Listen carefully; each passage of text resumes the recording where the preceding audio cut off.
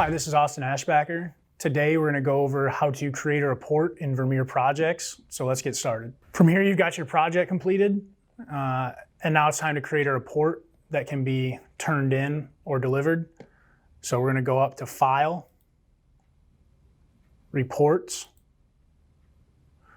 From here you can select Custom Cover Page on or off, and what that's going to do is allow you to maybe put your own logo, your own title, company name at the beginning of this report. So that can be turned on and you can create that cover page.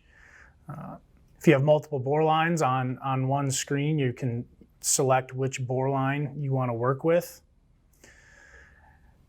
If you have any as-builts, you can select which as-builts you want to work with.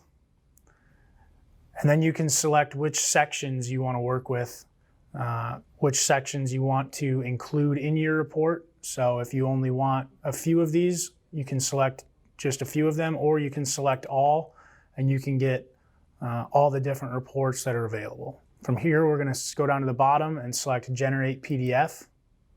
From here, you can scroll down and you can see where you would have customer information, project description information, what type of work you've put in, as well as project overview and some different pictures. It will include your rod by rod report, as well as a lot of your machine information, your bore target reports, utility crossing information, as well as a topography report. Again, a lot of these reports, you can pick and choose which ones you're wanting to use. So if you don't want to include everything, you don't need to. You can turn in a customizable report based on what you're wanting to turn in.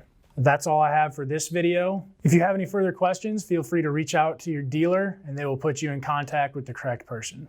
We'll see you next time.